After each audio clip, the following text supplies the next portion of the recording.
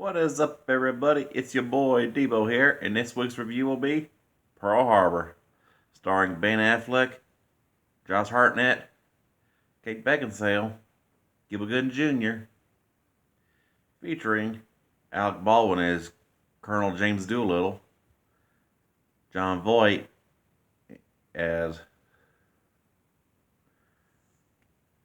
President Franklin Delano Roosevelt, and of course, featuring Jaime King as Betty, with Jennifer Garner, Ewan Bremner as Red, Michael Shannon, and Tom Sizemore.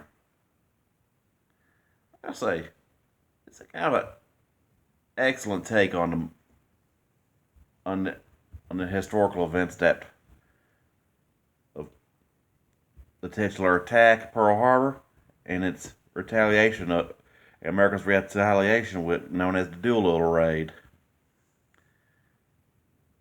I say excellent acting. The whole Rafe, Danny, Evelyn love triangle was kind of debatable and cliche. I mean, to me, it almost just feels like the first season of Walking Dead with Rick and Shane kind of deal.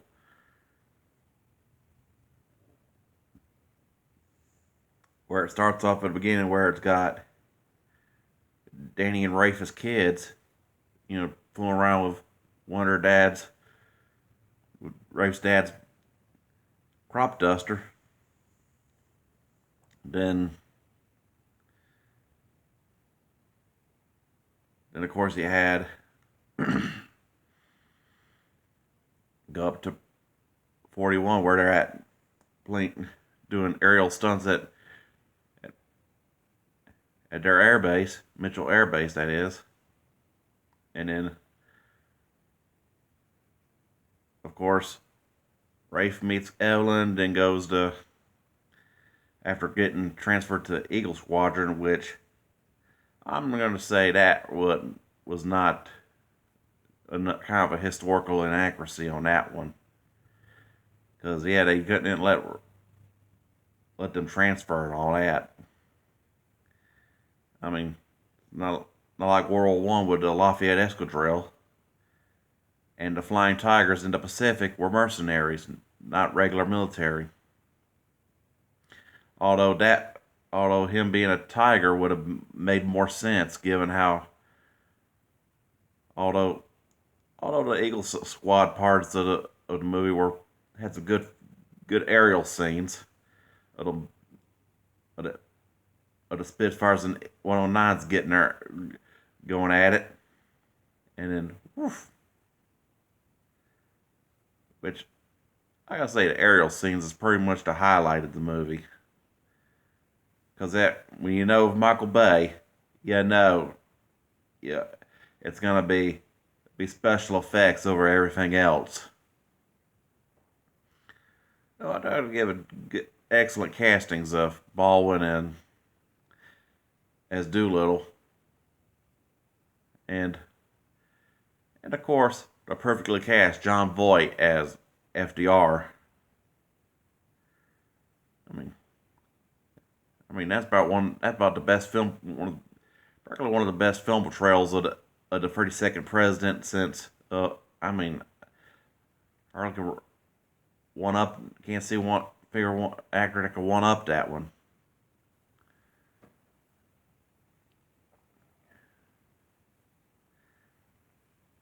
But but yeah, Voight kind of knocked that one out of the park. And I gotta admit that it was kind of just cheesy, very cheesy, just to have Ben Affleck try to play a Tennessee country boy when everybody knows he's a Boston Yankee. And, woof, good, excellent, but I say one of his better roles, and kind of one of the best things that Josh Hartnett ever did.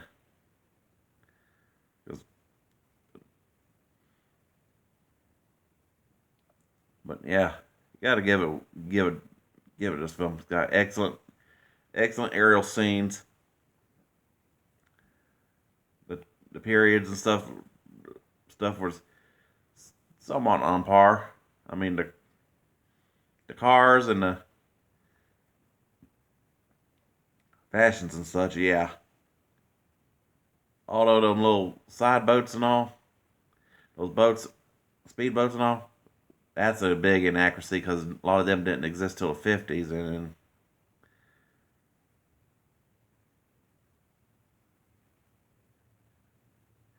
but but yet at least they got all the planes right, like the Zeros, the 109s, the Spitfires, the P-40 Warhawks, and the B-25s.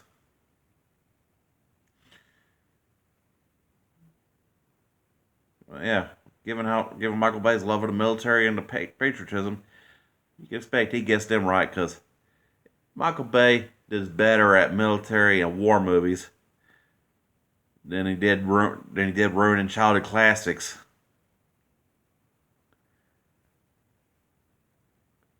Which don't worry, those there'll be reviews of those in the future. But today's all about Pearl Harbor. I mean, excellent excellent acting, great special effects. I mean, what more can I say? Although, if I already mentioned, but how some changes it would have made more sense. Like would have had if Rafe would the Flying Tigers instead of Eagle Squadron would have made sense. But of course, Michael Bay is all like to hell historical accuracy, which although in this case was a good thing. And excellent all around. I mean, I about give it about a 4 out of 5.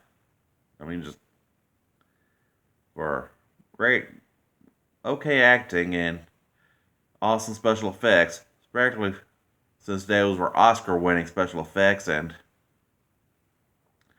hell, had the most record amount of explosions for a movie. And and I should also mention, and also in some trivial facts, that